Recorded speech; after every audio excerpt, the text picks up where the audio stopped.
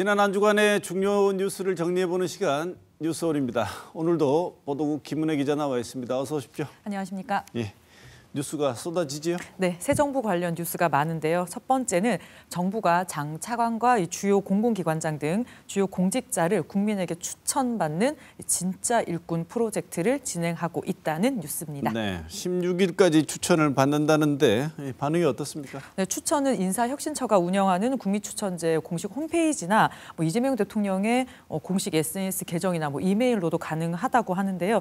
대통령실에 따르면 이 시행 첫날에만요 추천이 10,000건 넘게 접수가 됐다고 하는데요. 이 법무부 장관, 보건복지부 장관, 이 검찰총장 순으로 많았다고 합니다.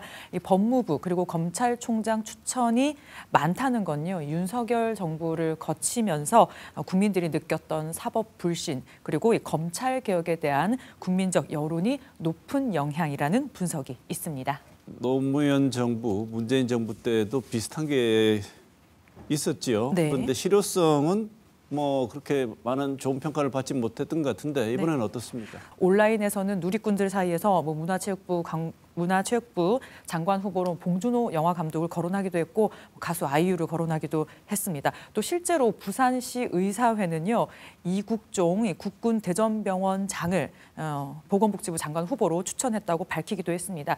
하지만 특정 커뮤니티에서는요 여성가족부 폐지를 주장했던 이준석 개혁신당 의원을 여가부 장관으로 추천했다 이런 이걸 추천했다라는 걸 인증글을 올라오고 그러기도 했다는데요. 누구나 자유롭게 참여를 할 수 있는 건 좋지만 희화화하는 도구가 된다거나 창구가 된다거나 이 공직 인사가 이 업무 역량이 아니라 이 포퓰리즘, 이 인기에 따른 인사가 될 수 있다는 우려도 나오고 있습니다. 네, 그런데 이게 추천할 때 보면 추천하는 사람 정보도 상당히 많이 기입을 하고 해야 되니까. 네. 우리가 그냥 생각하는 것처럼 마냥 장난처럼은 할 수 없을 것 같기도 한데요. 최다라고 후보가 되는 건 아니잖아요. 네, 그렇습니다. 그렇게 되면 좀 문제가 있지 않을까 싶은데요. 이 정부와 여당은 임명 권한까지 열린 게 아니고 이 공직자 인사의 이 집단 지성과 이 참여를 늘리겠다는 취지인 만큼 과도한 우려는 안 해도 된다. 그리고 그 취지는 지금까지 잘 충족하고 있다. 이런 입장을 밝혔습니다. 이 접수된 인사 추천안은요 데이터베이스와 작업을 거쳐서 이 대통령실의 인사 검증 그리고 공개 검증 절차를 거치게 됩니다. 식상한 말이지만 인사가 만사라고 하잖아요. 앞선 정부에서 인사를 어떻게 하느냐에 따라서 정부 출범 초기에 동력을 많이 얻기도 하고 또 역으로 잃고 가는 경우도 우리가 많이 봤는데요. 온 국민이 나서는 인사, 이번에는 어떻게 작동할지 어느 때보다 관심이 높은 것 같습니다. 네, 이게 우리가 전에도 봐서 알지만 좋은 의도가 꼭 좋은 결과로 이어지는 건 아니지 않습니까? 네. 이미 봤으니까요. 이번에는 그 교훈 잘 새겨서 진행했으면 좋겠습니다. 다음 소식은요? 네, 두 번째는 대형마트 의무 휴업일을 공휴일로 하는 유통산업발전법 일부 개정안이 추진되면서 갑론을박이 이어지고 있습니다. 네, 대구는 의무 휴업이 평일이지 않습니까? 네. 이 홍준표 전 대구시장이 규제를 과감하게 폐지하겠다면서 이 지금 제도를 추진했었지 않습니까? 대형마트 공휴일 의무휴업 제도와 영업시간 제한을 내용으로 하는 유통산업발전법 개정안은요. 지난 2011년 12월에 통과가 돼서 2012년부터 10년가량 시행이 됐습니다. 하지만 윤석열 정부가 들어서면서 대형마트 의무휴업일을 규제개혁 1호 과제로 꼽았고 추진했는데요. 홍준표 전 대구시장이 전국 특광역시 최초로 평일로 바꾸는 것을 추진을 했습니다. 2023년 2월에 대구 지역 대형마트 의무휴업일이 둘째, 넷째 일요일에서 월요일로 변경이 됐고요. 이후에 충북, 청주시, 서울 서초구 등 주로 국민의힘 출신의 단체장이 있는 지역에서 이런 방향이 확산하기도 했습니다. 현행 유통산업발전법은요. 지자체장이 대형마트에 매월 공휴일 이틀을 쉬도록 하게 해야 하지만 이해 당사자와 합의를 거쳐서 공휴일이 아닌 날을 의무휴업일로 정할 수 있다라고 하고 있거든요. 지금 가장 많이 거론이 되고 있는 발의된 개정안은요. 마트 의무 휴일을 월 2회 공휴일에만 할 수 있도록 하는 내용을 담고 있습니다. 처음 시작할 때도 그렇고 지금도 그렇고 여전히 이견은 많지요. 네, 전통시장 보호와 그리고 노동자의 휴식권과 건강권을 보장한다는 게 큰 취지였지만요. 늘 다른 주장, 이 양쪽의 주장들이 존재를 해왔습니다. 2018년에는 대형마트 7곳이 헌법 소원을 낸 적도 있는데요. 헌법재판소는 의무 휴업은 유통질서 확립과 상생 발전이라는 공익을 위한 것이라면서 합헌 결정을 내린 바 있습니다. 소상공인 연합회는 대형마트 의무 휴업이 이 소상공인 보호를 위한 취지라면서 우리 사회가 좀 차분하게 판단해 주길 바란다고 지지 입장을 냈고요. 또 건강권과 휴식권을 요구했던 노동계도 반기고 있습니다. 하지만 반대 의견도 만만치 않은데요. 첫 번째, 불편하다라는 소비자들의 목소리가 있고요.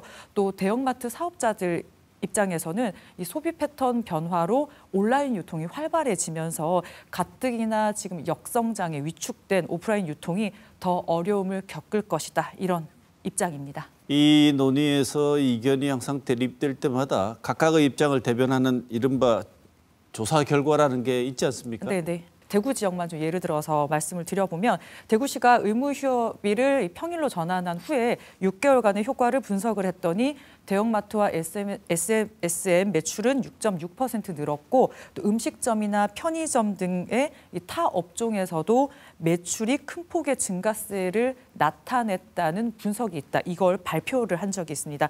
하지만 민주노총 이 서비스연맹 마트산업노동조합은요.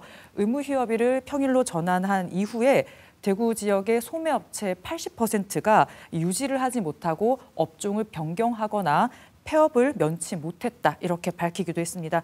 유통 구조가 좀 달라졌기 때문에요. 대형마트 영업 규제가 달라져야 한다는 이견이 민주당 내부에서도 감지가 되고 있는 상황인데요. 국회 소위원회 심사를 거쳐서 본회의에 올라야 되는데 심사가 어떤 방향으로 결론날지는 좀 지켜봐야 할 것 같습니다.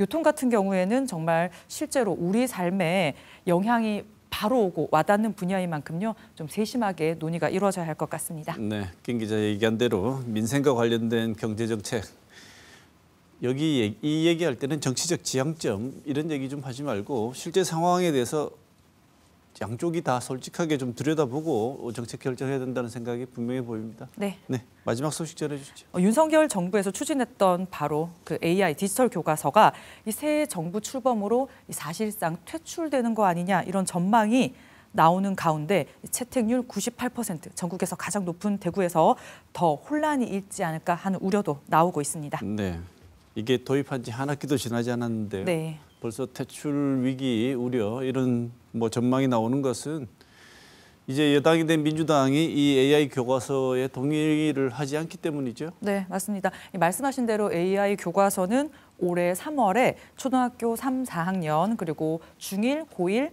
영어, 수학 정보 교과에 처음으로 도입이 됐습니다.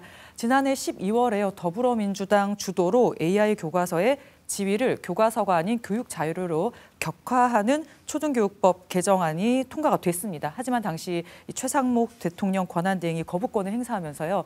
교과서 지위를 유지를 하긴 했는데 이 채택을 학교 자율에 맡겼습니다. 전국적으로 채택률은 32%. 였는데요. 세종은 8%에 그쳤다. 우리 뉴스온 시간에 한번 말씀을 드렸는데 대구는 98%로 가장 높습니다. 이번 대선 당시에 민주당 공약집에도요. 이 AI 교과서에 대해서 성급하고 무리하게 추진됐다라고 표현을 했거든요. 그만큼 손을 봐야 한다는 게 민주당 입장입니다.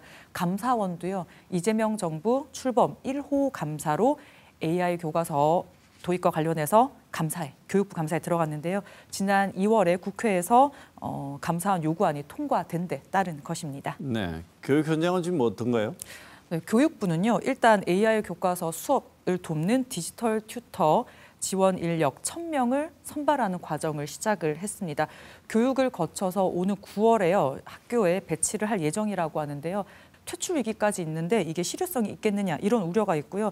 또 AI 디지털 교과서를 개발에 나섰던 업체들은 정부를 상대로 지금 소송을 냈습니다. 서울시 교육청 같은 경우에 앞으로 어떻게 될지 모르는 상황이라서 2학기 교과서 신청을 받고 있지 않다고 하는데요. 또 이런 가운데 법상으로는 아직 교과서 지위를 유지를 하고 있는 만큼 내년에 적용해야 하는 학년들을 위한 교과서 검정 절차는 또 진행이 되고 있습니다. 네.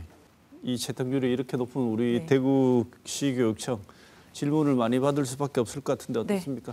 추경까지 포함해서 올해 140억 원을 투입하는 대구시 교육청은요. 기존 운영 방침에는 변화가 없고 잘 활용될 수 있도록 개별 학교들을 지원을 하겠다는 입장입니다. 교육 자료가 되면 의무가 아닌 학교 자율에 의해서 사용 여부를 결정할 수 있게 되는데요. 이번에도 자율 도입이었지만 거의 전면 도입급으로 활용이 됐던 만큼 AI 디지털 교과서에 대한 정책이 바뀌어도 우리 지역에서는 지역교육청 차원에서 활용이 높을 수도 있을 것 같습니다. 하지만 장기적으로는 국비 지원이 사라져서 드는 비용을 지역교육청이 모두 부담해야 된다는 점이 있고요. 또 교과서 개발 업체들도 투자를 축소할 수밖에 없는데 그렇게 되면은 이 교과서의 질이 저하될 수밖에 없습니다. 그러면 또 이 피해는 학생들에게 고스란히 갈 수밖에 없잖아요. 그렇기 때문에 교육청 차원의 고민이 좀 더 필요해 보입니다. 네, 그 어떤 영역보다 교육 영역은 정치적 견해, 정치적 고려 등이 정책을 결정하는데 결코 개입을 해서는 안 되는 영역이다 이런 생각이 다시 한번 드는군요. 네. 자, 곧 장마철입니다. 위험한 곳 없는지 점검을 좀 해봐야 될 것 같습니다. 자, 이번 주도 김 기자 준비하느라 고생이 많았습니다. 고생하셨습니다.